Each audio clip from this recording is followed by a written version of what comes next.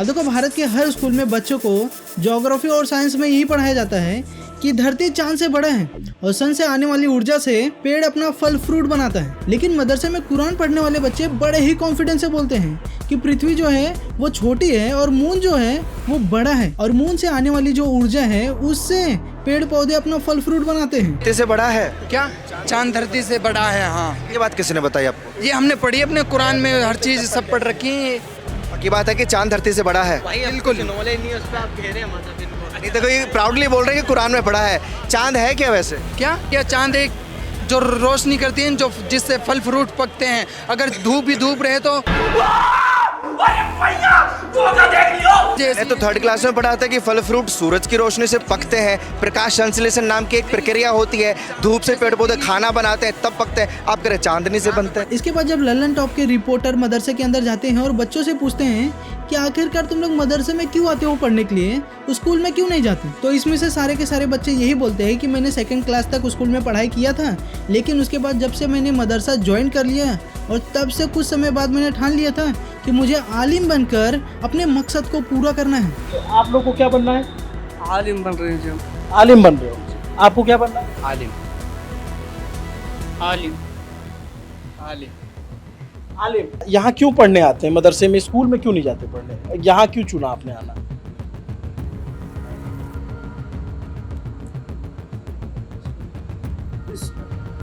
आपने पढ़ाई की स्कूल में? जी। कौन सी क्लास तक? 2 क्लास पढ़ी। 2 क्लास। फिर उसके बाद मैं मदरसे चला गया जब मैं 8 साल का था उस वक्त, और उस वक्त से अभी तक मदरसे में पढ़ रहा हूँ। यहाँ आपने क्यों चुना पढ़ने को? यहाँ इसलिए चुना कि ये धर्म जो है ये हमारा असल मकसद है। पहले नंबर पर ये हमारा इस्लाम आता है, दूसरे नंबर पर हमारे जो दुनिया की चीज़ें हैं वो आती हैं। पहला हमारा मकसद है कि अल्लाह ताला की इबादत करना, ये हमारा पहला मकसद है। दूसरे नंबर पर हम दुनिया को लेते हैं। दुनिया के एतबार से दुनिया में जो चीज़ें सिखाई जाती है वो हमारे लिए दूसरे नंबर पर है। पहले नंबर पर हमारे लिए इस्लाम है। 20 साल तक जो अच्छी उम्र होती है इसमें इंसान बनता है, संवरता है। अच्छा भैया, तुम लोग पहले दुनिया की पढ़ाई कर रहे हो और इससे ही तुम लोग बनते संवरते हो। अब ये तो पता नहीं तुम लोग कितने बनते संवरते हो, लेकिन हाँ लास्ट में आकर तुम लोग पंक्चर जरूर लगाते हो। और तुम्हें दूसरे दुनिया की पढ़ाई कब काम आती है? पंक्चर लगाने से मन भर जाता है तब। अब देखो ये जितने भी सारे बच्चे मदरसा के अंदर पढ़ने जाते हैं ना, वो सिर्फ इमाम, मौलवी, मुफ्ती ही बनना चाहते हैं, डॉक्टर, इंजीनियर या फिर साइंटिस्ट नहीं। क्योंकि जितने भी मदरसे में पढ़ने वाले बच्चों से ये पूछा जाता है कि तुम क्या बनना चाहते हो, तो ये लोग यही बोलते हैं, मौलवी साहब। क्या बनना है? मौलवी। और क्या बनना है आप? मौलवी साहब बनना। क्या बनना है तुम? मौलवी साहब। मौलवी बनना है। तुम्हें क्या बनना है? मौलवी साहब। तुमको मौलवी बनना है। और तुमको? इंजीनियर। इंजीनियर। कुरान शरीफ। हाँ। क्या और आप भी जाते हो मदरसे में?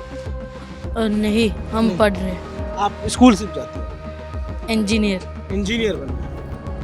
तो ये 4 बच्चे मौलवी बनना चाहते हैं, तुम इंजीनियर बनना चाहते हो। ये जो छोटी बच्ची है ना, मदरसों के साथ साथ स्कूल में भी पढ़ने के लिए जाती है, लेकिन इसको मदरसे में क्या सिखाया जाता है कि जो भी अल्लाह को नहीं मानता वो हिंदू होते हैं और अल्लाह उन लोगों को बहुत मारता है। लेकिन जब स्कूल वाली टीचर इस छोटी बच्ची से ये पूछती है कि अल्लाह सजा देगा ना, तो तुम अपने दोस्त पल्लवी को क्यों मारना चाहती हो? क्यों? क्योंकि वो हिंदू है इसलिए? वो बोलती है हाँ अल्लाह तो सजा देगा ही, लेकिन उसके साथ साथ मैं भी उसको बंदूक से मारूंगी। बता गुड़िया। वो है ना पल्लवी। हाँ, पल्लवी है हिंदू। पल्लवी हिंदू है। हिंदू कौन बनता है? हिंदू तो पल्लवी बनती है। पल्लवी है तो तू बड़ी होके मारेगी पल्लवी को? हाँ। अच्छा। और जो अभी तू बता रही थी अल्लाह को मानता है, हाँ, मैं अल्लाह तो मानती हूँ। तो क्या हो तुम? मैं मुसलमान। अच्छा। और जो अल्लाह को नहीं मानता है वो? अल्लाह बहुत मारता है उसको। अल्लाह बहुत मारता है। तो फिर अल्लाह को नहीं मानता है वो क्या बन जाता है? वो हिंदू। तो अल्लाह मारता है तो तुम क्यों मारोगी? तो वो मेरा मारता ना, तो मैं भी बंदूक से मारूंगी। बंदूक से मारोगी? कहाँ से लाओगी बंदूक? बंदूक है ना मेरे पास घर पे। अच्छा, ओके बेटा, थैंक यू। जाओ पानी पी के आ जाओ। अब आप ही लोग सोच कर देखो, आपकी बेटी छोटी बच्ची के साथ पढ़ रही है और मस्ती कर रही है, लेकिन आपके बच्चे का जो माइंडसेट है वो बिल्कुल साफ है क्योंकि आप लोग ने अपने बच्चे के माइंड के अंदर ये सारी गंदगी नहीं डाली। क्योंकि आप लोग खुद ही सोच कर देखो कि आप लोगों के दिमाग के अंदर ये सारी गंदगी है नहीं ना, तो आप लोग अपने बच्चों को क्या ही सिखाओगे। लेकिन इस छोटी मुस्लिम बच्ची का माइंडसेट तो देखो, अभी से ही अपने दोस्त को मारने और मर्डर करने की बात कर रही है। क्यों? क्योंकि इसके माँ बाप स्कूल में तो भेजते ही हैं, लेकिन इसके साथ साथ इसको छोटी उम्र से ही मदरसों में भी भेजते हैं ये सारी चीजें सीखने के लिए। अब यहीं पर आप लोग इमेजिन करके देखो, आपके बच्चे और इनके बच्चे दोनों एक ही स्कूल के अंदर पढ़ रहे हैं, लेकिन आपका बच्चा तो सिर्फ स्कूल में ही पढ़ता है, लेकिन इनका बच्चा स्कूल के साथ साथ मदरसों में भी पढ़ के आता है, जो कि आपके बच्चों के लिए बहुत ज़्यादा खतरनाक है। और ये मैं झूठ नहीं बोल रहा हूँ, क्योंकि जब मैं ये वीडियो बना रहा था तभी गुजरात के अहमदाबाद के स्कूल से एक बहुत बड़ा केस सामने आता है, जहाँ पर 8वीं क्लास का मुस्लिम लड़का मुशरिफ 10वीं क्लास के हिंदू लड़के नयन संतानी का चक्कू मार के हत्या कर देता है। और फिर इंस्टाग्राम के चैट से मुशरिफ का फ्रेंड जब इससे ये पूछता है क्या तूने ही चक्कू मारा है, तो वो क्या बोलता है, हाँ मैंने ही मारा है। तो उसका फ्रेंड क्या बोलता है, अरे यार चक्कू नहीं मारना था ना, उसको थोड़ा बहुत मार पीट देता। तो वो क्या बोलता है, अरे यार छोड़ ना, जाने दे, जो हो गया सो हो गया। मतलब इस मुस्लिम लड़के ने एक हिंदू लड़के का जिंदगी समाप्त कर दिया और इसको थोड़ा सा भी डर नहीं है। अपने दोस्त को इतने कैजुअल तरीके से बोल रहे हैं कि छोड़ जान दे, जो हो गया सो हो गया। ये इतने कैजुअल तरीके से कैसे बोल रहे हैं, अब तक तो आप लोगों को मेरे वीडियो से पता चल गया रहेगा। जैसे ही ये मुस्लिम बच्चे 2-3 साल के हो जाते हैं, वैसे ही इनके सामने धार लगाकर बकरी का गला काट दिया जाता है,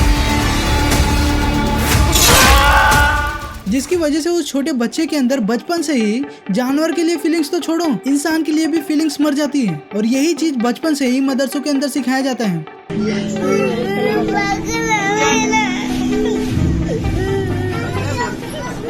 और यही बच्चे फिर स्कूल के अंदर भी जाते हैं और आपके बच्चे के साथ पढ़ाई भी करते हैं। और फिर कुछ दिन के बाद न्यूज क्या आते हैं कि मुस्लिम समुदाय के लड़के ने हिंदू समाज के किसी लड़के का जिंदगी समाप्त कर दिया। अभी हाल ही में पहलगाम के अंदर जो पाकिस्तान ने किया है, वो तो सबको याद होगा ना, कि कैसे पाकिस्तान के मुस्लिम टेररिस्टों ने पहलगाम के अंदर घुसकर धर्म पूछकर 26 हिंदुओं का नरसंहार कर दिया था। जिसके बाद मोदी सरकार ने ऑपरेशन सिंदूर चलाकर उन लोगों को जवाब तो दिया, लेकिन इसके साथ साथ पाकिस्तान में जो 60 साल से पानी जा रहा था उसको भी रोक दिया, जो कि भारत के लोगों के लिए बहुत ही अच्छी बात है। लेकिन भारत में रहने वाले कुछ ऐसे भी मुसलमान हैं जो अपने बच्चों को ये सिखा रहे हैं कि मोदी ने बहुत ही गलत किया पाकिस्तान का पानी रोककर। किसको मानते तुम? पाकिस्तान को मानते हो तुम? तो बाबू ऐसा ना करना चाहिए ना, आप हिंदुस्तान में रहते हो, तो हिंदुस्तान को मानो ना। हम क्यों माने? हम किसी को नौकर है? आप हिंदुस्तान में रहते हो, अच्छी बात नहीं है ना बाबू यार। अपने देश में रहकर अपने देश की बुराई कर रहे बाबू अपने देश में रह के अपने देश की बुराई नहीं करनी चाहिए ना। आप यहीं पे जन्मे हुए ना? नहीं, कहाँ पैदा हुए थे? पंजाब में पैदा हुआ तू? बोल रहा उत्तर प्रदेश को ना आप? नहीं, पाकिस्तान होगा बाबू गलत बात है, ऐसे नहीं करना चाहिए। हिंदुस्तान में रह के हिंदुस्तान की बुराई नहीं करनी चाहिए कभी भी। करना चाहिए। हाँ? करना चाहिए। कैसे करना चाहिए बता? आप बताओ, मोदी प्रधानमंत्री है साले, कैसे? अब पाकिस्तान का पानी बंद कर दिया साले ने। तो बाबू इतनी सी छोटी सी उम्र में ये सारी चीजें कौन सिखा रहे हैं? इनके माँ बाप और मदरसे वाले। अब यहीं पर आप लोग अपने छोटे बच्चों को इसके साथ खड़ा कर दो और ध्यान से देखो, क्या आपके बच्चों को भी ये सारी चीजें पता हैं?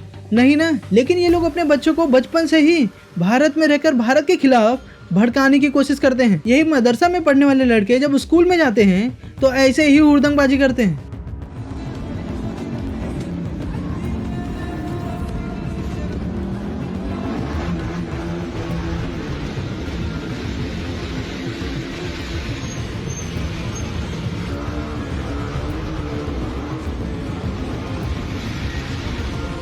इसके बाद जब भारतीय क्रिकेट टीम जीत जाती है और लोग रोड पर आकर अपनी खुशियां मनाते हैं, तो ये इंदौर का महू मस्जिद का इमाम क्या बोलता है कि आखिरकार ये लोग रोड से कैसे खुशियां मनाते हुए जा सकते हैं। मतलब अगर भारत की टीम जीत जाती है तो मस्जिद के सामने से कोई भी खुशियां मनाते हुए नहीं जा सकता। मेरा तो कहना यह है कि मुझे समझ में ही नहीं आ रहा है कि ये जुलूस आखिर निकला कैसे, और दूसरी बात इस रूट से कैसे निकला।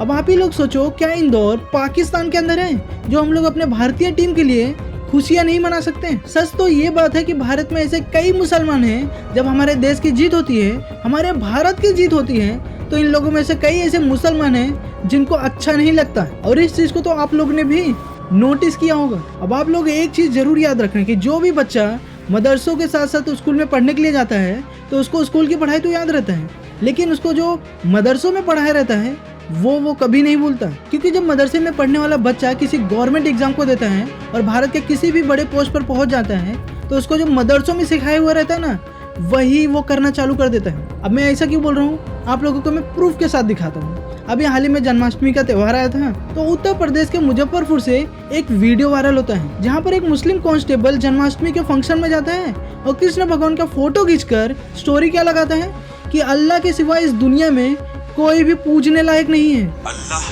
ताला के लिए तमाम तारीफें अल्लाह रब्बुल इज्जत ही को सजाबाद है। अल्लाह के सिवा कोई इबादत के लायक नहीं। अब देखो, ये एक ही नहीं है, इसके अलावा ऐसे बहुत सारे लोग हैं जो ऐसे ही मानसिकता रखते हैं। और यही लोग मदरसा में पढ़कर और ऐसे ही मानसिकता रखने वाले लोग जब स्कूल के हेड बनते हैं और आपके बच्चे उसे स्कूल में पढ़ने के लिए जाते हैं तो उन लोगों को ये सब सिखाया जाता है।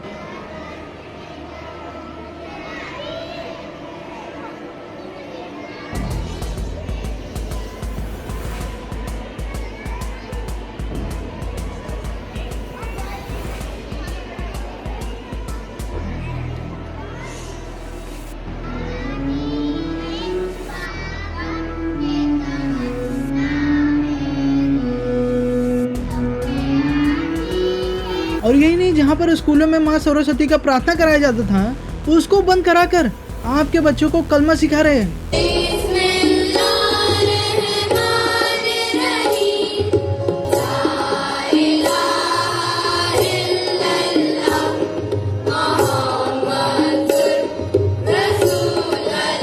सीधी बात, आपके बच्चों को पहले तो ये लोग मुस्लिम मजहब के पास लेकर जाएंगे और फिर धीरे धीरे उनको कन्वर्ट करेंगे और फिर यही हिंदू बच्चे बाद में सेकुलर बन जाते हैं और आपसे ही मतलब हिंदुओं से ही लड़ना चालू कर देते हैं और बोलते क्या है कि सारे धर्म समान होते हैं। लेकिन जब उनके बच्चों से ये पूछा जाता है कि क्या सारे धर्म समान होते हैं तो वो लोग सीधा का सीधा मना कर देते हैं और बोलते क्या है कि जो भी लोग हमारे मजहब को नहीं मानता वो सारे के सारे लोग काफिर होते हैं। ये अभी हाल ही का 15 अगस्त का वीडियो है जिसमें एक मुस्लिम हेडमास्टर 15 अगस्त मनाने से मना कर देता है। वहाँ के टीचर और बच्चे बोलते हैं कि हम 15 अगस्त मना कर रहेंगे, लेकिन फिर भी वो मानता नहीं है और तोड़ फोड़ करने लग जाता है।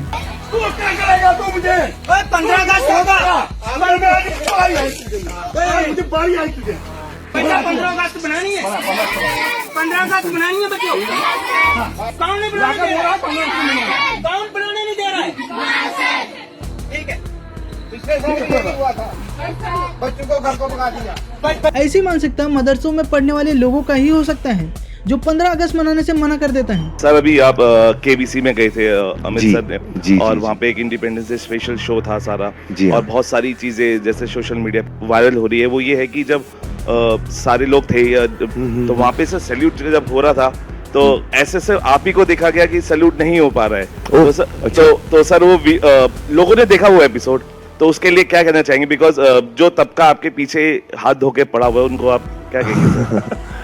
नहीं, एक्चुअली मैं सोशल मीडिया पे हूँ नहीं, तो वायरल क्या हो रहा है मुझे बिल्कुल पता नहीं। अच्छा, हमको सिखा दिया है। मैं समझ सकता हूँ आप क्या कह रहे हैं और आई थिंक सैल्यूट तो ठीक ही किया होगा मैंने, मुझे याद नहीं आ रहा है एपिसोड में सैल्यूट था। मैंने नहीं किया होगा। ओह अच्छा, किस चीज पे सैल्यूट था मुझे याद नहीं आ रहा है एक्चुअली, सॉरी। कुछ समझे दया? हाँ सर, इसका मतलब है इसका मतलब है आपको अगर अभी भी ये सारी चीजें यकीन नहीं होता तो आप लोग इनको तो जानते होंगे ना। ये है हामिद अंसारी। कांग्रेस गवर्नमेंट जब पावर में थी तब ये 2007 से लेकर 17 तक वाइस प्रेसिडेंट थे। इसके बाद रिटायरमेंट लेने के बाद ये अलीगढ़ मुस्लिम यूनिवर्सिटी के अंदर वाइस चांसलर भी रह चुके हैं। भारत के इतने बड़े बड़े पोस्ट पर रहकर भी ये एक इंटरव्यू में क्या बोलते हैं कि मुसलमान भारत के अंदर बहुत बड़े खतरे में हैं। Why did you come? जी, सवाल पूछने के लिए। क्यों? क्योंकि आप उपराष्ट्रपति रहे, मैं सवाल पूछने आया हूँ आपसे। किताब को सवाल ना पूछूं, आप किताब सवाल ना पूछूं मैं आपसे। नहीं, आप जैसा कहेंगे मैं आगे बढ़ जाऊंगा। आप किताब को रिव्यू कीजिए। नहीं सर, मैं पुस्तक का प्रचार नहीं करने आया, मैं सवाल पूछने आया हूँ आपकी इस किताब में ये सारे। मैंने आपको कब बुलाया यहाँ पे? कोई निमंत्रण भेजा? आप उखड़ क्यों रहे हैं सर सवालों से? नहीं, आप सवाल से नहीं उखड़ रहा हूँ, आपकी मेंटेलिटी से उखड़ रहा हूँ। चलिए ठीक है सर, मेरी मेंटेलिटी गलत सही, मगर मैं सवाल पूछ लेता हूँ अगर आप इजाजत दें। आपने अगर कहा मुसलमानों में बेचैनी और असुरक्षा की भावना है, इसमें क्या अजीब बात एक वजह तो बताइए, आपको ऐसा क्यों लगता है? आपका क्या धर्म देखा इस देश के? आप 10 साल उपराष्ट्रपति रहे, अलीगढ़ मुस्लिम यूनिवर्सिटी के वाइस चांसलर रहे, आप जो है राष्ट्रीय अल्पसंख्यक आयोग के अध्यक्ष रहे, यूएन में परमानेंट रिप्रेजेंटेटिव रहे, आप तमाम देशों में भारत के राजदूत रहे, सब कुछ आप रहे। आखिरी दिन आपने कह दिया कि मुसलमान असुरक्षित, इसलिए कि हैं। अच्छा हैं। मतलब आप ही लोग सोच कर देखो, जो आदमी मुस्लिम होकर भारत के इतने बड़े बड़े पोस्ट पर जाकर बैठता है और अपना पूरा टेनओवर कंप्लीट करता है, तो फिर आखिरकार कैसे मुस्लिम भारत के अंदर खतरे में है, मुझे तो समझ में नहीं आता। अगर आप लोगों को समझ में आता होगा तो मुझे कमेंट में जरूर बताना। लेकिन हाँ, मुझे तो एक चीज़ जरूर समझ में आएगी कि भारत को अगर किसी से खतरा है तो वो भारत में चलने वाले मदरसों से है, क्योंकि सारे जड़ की प्रॉब्लम वहीं से निकलता है। आई होप कि आज का वीडियो आप लोगों को पसंद आया होगा। अगर पसंद आया तो इस वीडियो को लाइक, शेयर और सब्सक्राइब करो। और हाँ, आप हमें UPI और QR कोड से सपोर्ट भी कर सकते हो, ताकि मैं ऐसे वीडियोस लाते रहूं। और मिलता हूं आपको नए इन्फॉर्मेटिव वीडियो में। तब तक लिए जय हिंद, जय भारत।